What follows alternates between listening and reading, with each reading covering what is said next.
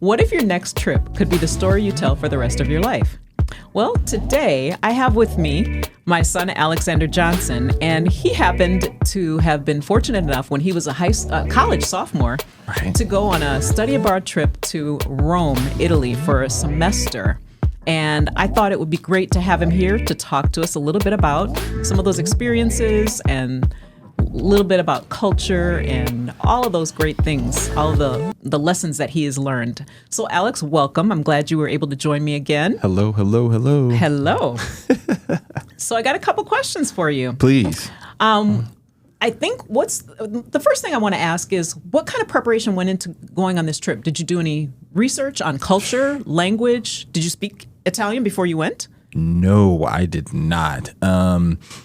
Funny, you talk about preparation. So I don't know how much of this you actually remember, but so I went to St. John's University and I went to the business school there. And their big thing was, hey, if you're going to do study abroad, you need to do it in your junior year. Mm-hmm. Just seemed to work better for the scheduling, keeping folks on track for graduation, that whole thing. Mm-hmm. Well, I happened to go to, I think it was like some informational or something like that, right, at the school. And they were like, yeah, so the program really pushes for folks to go in their sophomore year. And I was like, hold on, wait a minute. I said, excuse me. I was like, I go to Tobin. I was like, and they're telling us junior year is the optimal time for us to go because of X, Y, and Z. And they said, well, yes, she's like, yes, oh, you're a business student. Yes, that tends to be true. But if you can do it sophomore year, that will open you up to go again if you wanted to do something again in your junior year. If you wanted to, you could have the opportunity to go back. And a lot of folks, they've been getting feedback from students like, oh, I really enjoy doing it. I want to go back for another semester, or I want to go back and graduate, finish out my coursework wherever. And so I said, well, why not? Mm-hmm. If I, can swing it, would love to be able to go back another time. So that's when I reached out to you and was like, hey, Mom. And this was, this was in sophomore season. Like when I said this, like mm-hmm. This wasn't like a, freshman looking ahead. This was the semester before.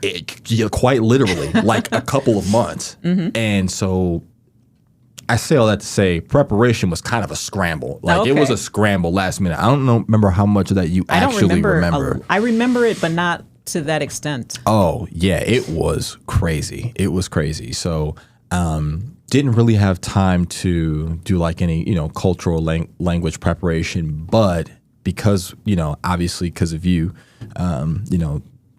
Cynthia, Brittany, and myself, we were already bilingual. So I was not worried about language. I was like, I'll pick the language up. Mm-hmm. I was like, I wasn't worried about that. I was more worried about, am I going to have enough money to make it? Mm-hmm. And I'm sure we'll get into that we later, will. For sure. We will. Because, I know the Spanish is very helpful going to Italy if you have any kind of language under your belt other than than English. Yeah, it's for definitely helpful to have something. Yeah. So that's good. So as far as culture shock, did you have any culture shock moments?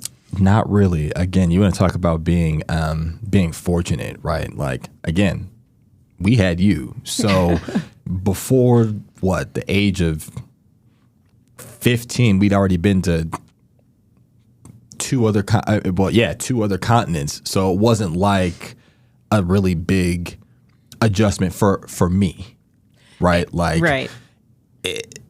I think the biggest thing was, hey, am I going to have enough money to do some traveling around and make it through this time period? Uh-huh. That was the only thing on my mind. And, ahead of going to Rome, I remember asking the university, like, hey, am I going to have an opportunity to work? Because, as you know, I was already working at the university. I had a couple jobs, and I had always kept them through my time in school. And I was told that I would be able to work while I was there. Mm-hmm. Obviously, things did not turn out that way. And so obviously things got tight, but that was really, I mean, I was really not concerned about much of anything. And obviously having lived on Staten Island, I mean, you're talking about a city or a borough rather that is, I mean, it's obviously heavy Italian influence. So in terms of my exposure to the culture, the people, I mean, obviously you're going to have arguments, about, Italian American versus Italian, of course. But in terms of having the exposure to the language of people and the culture, I was incredibly fortunate. Shout out to the Anderson family. Shout out Johnny. Can't wait to go to your wedding. They exposed us to a lot. And so going there, it was more like, okay, let's do some compare and contrast. Like let's figure out what's different, like what's the same, like so. Okay. And I feel like that, I don't know if that must have been the catalyst for all of your other travel. Would you say? Because you've gone to so many places since then. Yeah, no doubt. I mean, I think it's one of them. I still. I'm sorry. Go ahead. Oh no, I'm sorry. I didn't mean to interrupt you, but I think while you were in Italy, you definitely got to do a lot of travel there too. I jumped around a little bit, and I tried to make a concerted effort to stay within the country, right? Like because you're there for all, you want to see get it. to know as much of it as you can. You want to see it, right? I had a roommate, Giuseppe, that was from Calabria, so got a chance to went to go check out his home in Calabria. Went to Milan in the north. Went to places like places that were close from, like Ostia, train right away, right? Going to the Amalfi Coast. I mean. Lots of good experiences. Yeah, right. Toscano, Firenze, all those places, like awesome. Like it was so much fun. Like then there were places I didn't even get to see, right? Because there's just not enough time. There's just not. I mean, yeah, and yeah, for sure. Okay. Well, I know you're planning on going back at some point to catch up on some of those things. Can you think of a moment that perfectly captured Italian culture for you? Like, was there were there any times when you were, I don't know, doing something and you were like, this wouldn't happen anywhere else? Yeah. So, went to a Roma game, right? So that's their soccer team there, football team there. Sorry, excuse me. And I remember walking into the stadium, and by the way, Roma is one of Gallo's favorite teams. And tell us who Gallo is. Oh, yeah, I guess I should. Those of us, the listeners that don't know who he is. Yeah, for sure. So Anthony Gallo is one of my, he's like a brother, honestly, and also one of the voices of New York City sports radio. If you don't know, tune into WFAN. Pico de Gallo is his handle on Twitter. Check him out. He's an incredible dude. There's so many people I can name. But we went to a game, and for those who don't know, like soccer, like football here is religion, right? Like, so we walk into the stadium, and I'm sitting down next to this older gentleman, and sitting there kind of talking to him a little bit. He's asking where I'm from, because he's like, you are certainly not from Italy. He didn't really speak much English either, but it was he was hilarious. And so the game starts getting rowdy, and all of a sudden I see him reach down, right? Reaches down next to him, puts on his lap a mace. Like a medieval mace. Really? Yeah, like something you'd see in the movie. And I thought it was a prop, right? So I'm like, ding, ding. I'm like, is that real?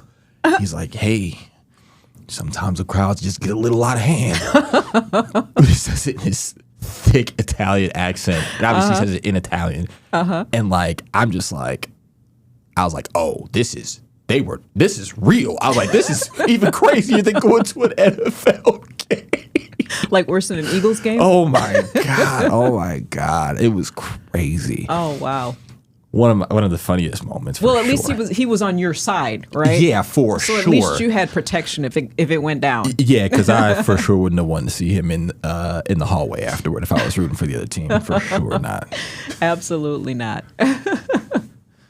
Okay, so that definitely, obviously, that's something that stuck with you for a while. Mm-hmm. Did any of their customs or daily routines stand out from what you expected, or did they differ from anything that you expected going into it? That's a good question. I tried not to go in with any like super expectations, right? I wanted the culture and the people to just kind of hit me for what it was. So obviously, like I said, living in Staten Island, one of the 5 boroughs, heavy Italian influence. And I think you have that in the back of your mind, sort of things that you're kind of sort of looking for. But I really just tried to take everything in as it came. Like no expectations, no nothing. Let's just figure out, how this place. What's the dynamic of the city, right? What are the dynamic of the people? Are they, how receptive are they to Americans coming in and really wanting to learn, their culture and what they're about. And so I don't know if there was anything super surprising. I think it was more just like it was like going through like a discovery.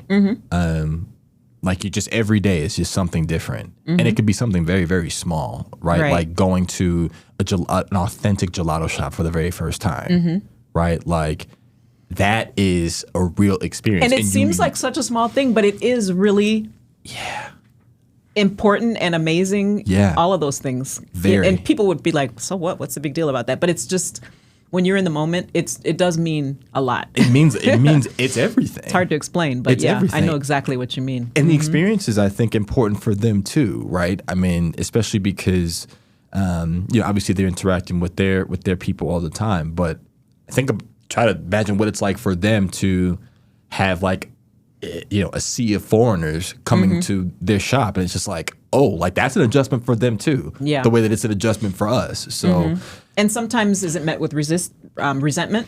I never felt that way. I never felt that way. But also, I don't think I really ever give anybody the opportunity to be that way, right? Towards you, yeah. Like you really have to work hard with me, right? Because I don't go in with any guards up. I'm like, hey, like I'm trying to learn here the same way that you're trying to learn. So let's learn together. Absolutely. Okay. Very cool. Are there any things that that you've taken with you, and any kind of traditions or customs that you've brought back with you and you still practice? Or even foods that you maybe learned about there and that you make currently? Anything like that?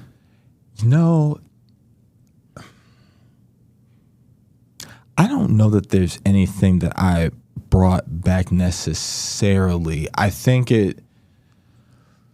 that's a very good question. I don't know that there was anything necessarily that I brought back that I've incorporated per se. I think it's more for me. Italy just left an impression on me that is just like, if I've mentioned this to you, like if I could go back there to live, I was like, it would be a place I would go to. Yeah, you mentioned wanting to spend like a couple of years. Yeah, for sure. In Italy. Like it's just, it is a truly magical place. It really is. It's just interesting. Like even right on down to, like if you look at the immigration patterns of a place like Rome, there are so many different people. It's kind of like, if you had on a smaller scale, but like a New York City with how diverse it is, at least now, at least then it was. I know that there have been changes, obviously, with, changes in, the government and some policies in terms of how they deal and do immigration there. But I know some things have changed, but it was incredibly culturally rich. And I just try to take it all in.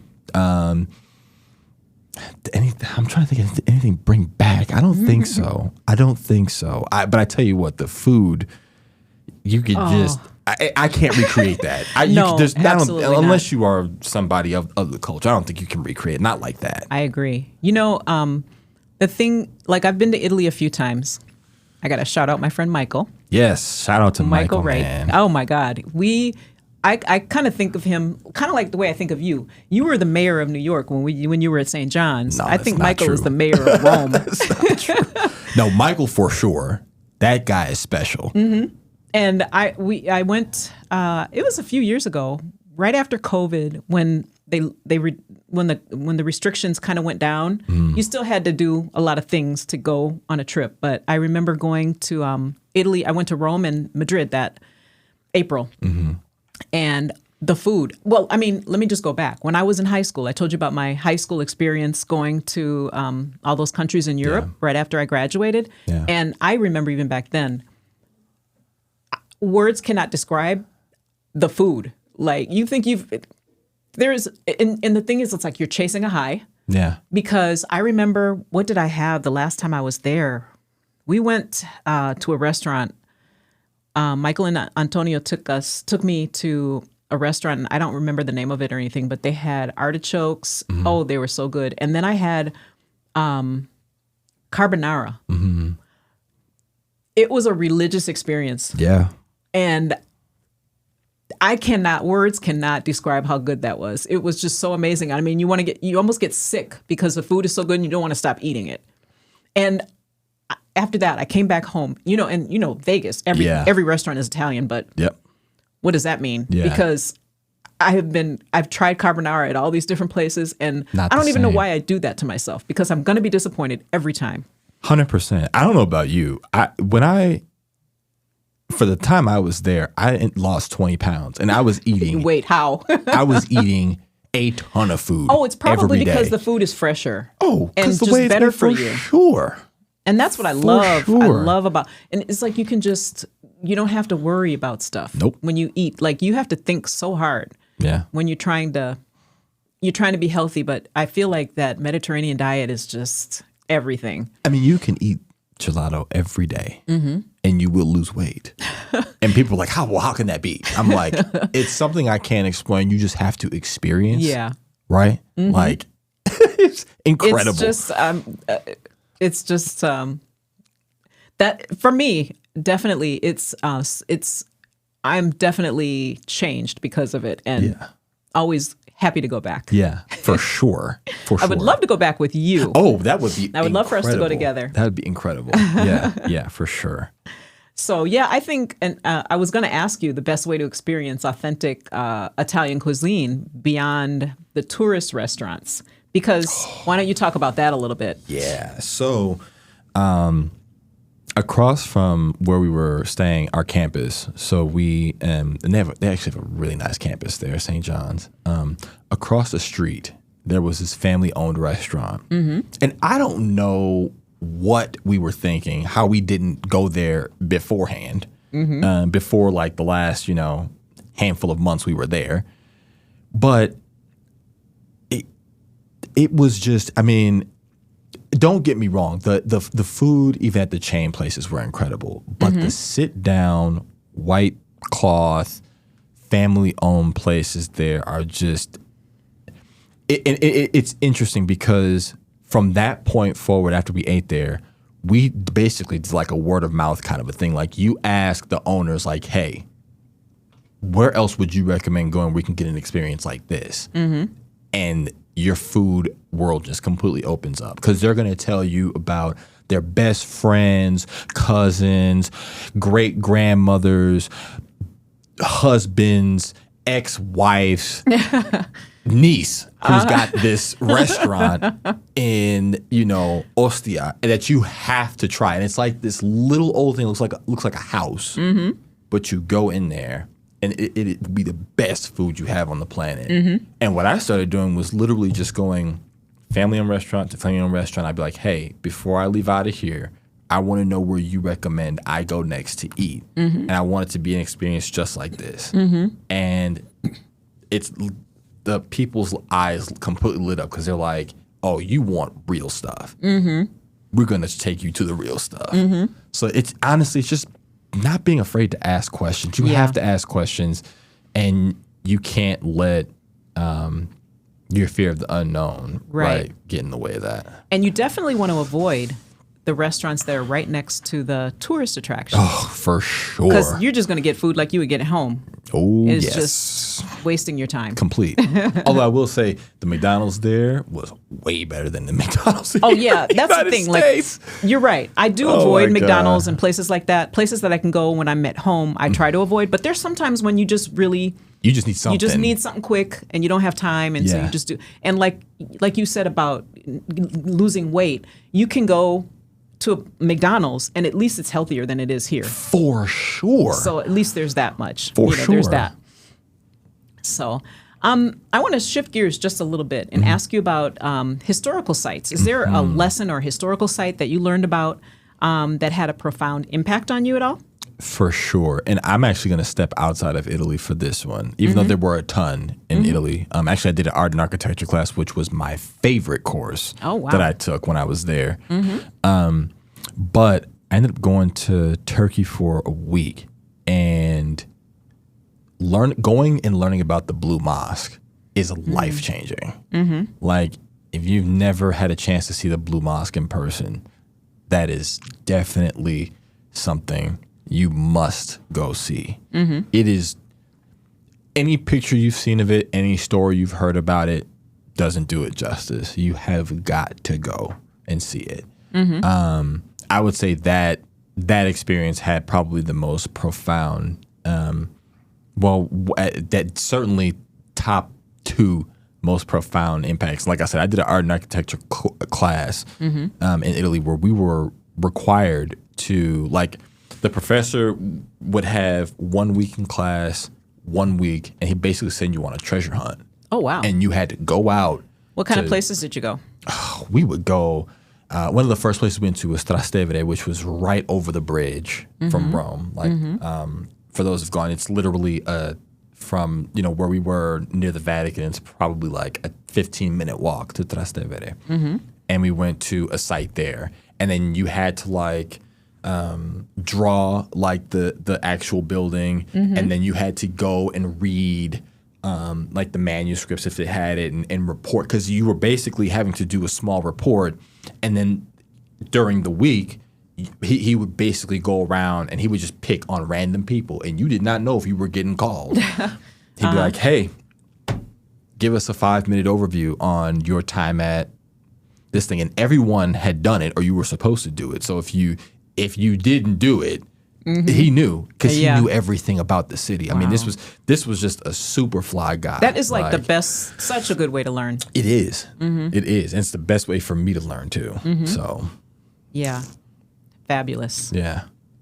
I didn't get a chance to go to Trastevere, and I'll tell you why. I went there with, it was a girls' trip, and my mom was part of the trip. Just several people. And I remember we arrived in Rome. That was the first place we went. And I don't know if it started in Rome. I think it started in Florence. We went to Florence. It was really hot, and the air conditioning wasn't working in the apartment we were staying in. So we had the window cracked. And I was attacked by a swarm of mosquitoes. Oh, no. All in my face. All in my face. And it wasn't just regular mosquito bites. It was welts. Huge welts on my face. At the time, my hair was a little longer. So I just had to put my hair in my face because I was just so embarrassed to go out in public. Seriously? Yes. And I remember, so Michael helped us with the trip. He kind of hooked us up with a few things because we went over the 4th of July. And the 4th of July happened while we were on our trip. So we got to meet some of his co-workers and friends and things like that. And we had a little Italian-American exchange. Nice. And it was so much fun. And so I was okay then. But then, so we went to Rome, Florence, and I think Venice. Nice. And then we came back to Rome at the end of the trip. And I was going to hang out with him. A couple of things happened.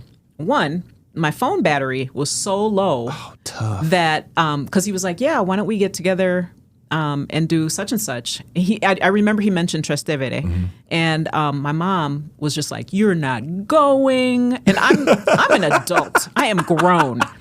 Your phone battery is dead. You can't just get in a cab and go by yourself. And I'm just like, okay, Mom. And not only that, but I was so hideous. I didn't want him to see me looking like that. Okay, Mom. Okay. No, they were big. These were the biggest welts you've ever seen. And so I was just like, So I felt really bad. Sometimes, though, Mom, you just got to do it. Yeah. But I mean, I wasn't going to. I hear you. Well, no. Yeah, I wasn't going to go against my mother. Yeah, I was just going to say, I get it. I get So even at this big age. Listen, what do you always tell me? Your parents don't ever stop being your parents. That's true. That's very true. Well, let me ask you, I'm going to switch gears just a little bit. So thinking about Italy, what's, for every traveler, what's a must-see destination? Like if somebody's going there, doesn't have to be in Rome, just anywhere in Italy, what is a must-see destination for them that they might overlook? Excuse me. Overlooked. Gosh, that's tough.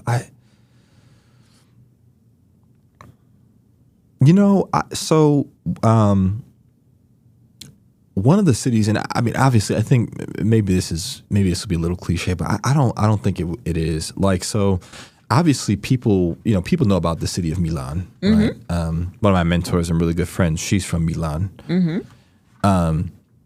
Known primarily as, fashion and finance and economics capital of the country for the most part, right? I think that is a city everybody should go see. Like I know most, I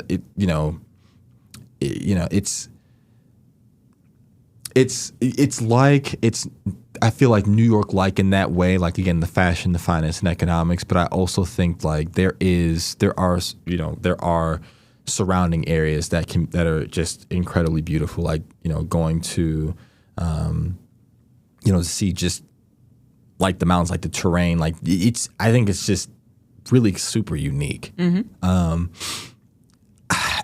thing I didn't get to do, one of the reasons I really want to go back is to spend more time in the countryside, because I feel like I got to see a lot of the cities that people kind of talk about, but one thing I didn't really get to do so much was just be in the countryside, where you might be in a town where there's like, I don't know, 1,000 people, and the dialect is just so off, so different than, your traditional Italian language. Like being able to explore those places. I didn't get to do those things. And I would say that those are probably the things that people need to go do and see. And you know what I think is nice about that, about not getting to do that, is that you're saving up for the next time. So you have something to look forward to the next time you go, sure. Right? That's the way I look at it when I don't get to do all of the things that I had planned on my list. Like, for sure. Okay, I got to come back. Yeah, no, 100%. I would say doing anything outside and around the major cities. And like I said, I say Milan because most people tend to go when it's something around some like fashion or finance, but like take some time, go explore the city, and then go to like the little countryside towns outside of there, because I think it's incredibly rich. Like I only got to see maybe one, but I mean there are so many. I mean from the north of Italy all the way down to the south. I mean that's the thing I'm looking forward to the most, is getting to explore those. And I want to mention one other thing that I think maybe we can talk about in another episode, but just the idea of how those small Italian villages that are dying, and they're asking for people to come and invest in them and live there. That seems like such a great opportunity that I'd love to investigate some of those things a little bit further. I know we talked about that a little bit. Yeah, absolutely. But so that's something we can maybe talk about next time. Yeah, for sure. Because now it is time for our rapid fire round. So I have some questions for you. Let's do it. Gelato or pizza? Oh, that's tough, Mom. I have no idea what you're going to say, because, man, that is a tough one. That is tough. I'm going to go pizza. Really? Okay. Yeah. What's your favorite kind of Italian pizza? Well, what's your favorite pizza in Italy? Oh, that's also very tough. I'm going to say the traditional, the margherita pizza. Oh, I'm Okay. gonna say that because it's done the best there in the world for sure. Okay. Absolutely. Yes. I fell in love with pizza again when I went to Italy the very first time. Oh my Yeah, God. Yeah. One Italian phrase that every traveler needs to know.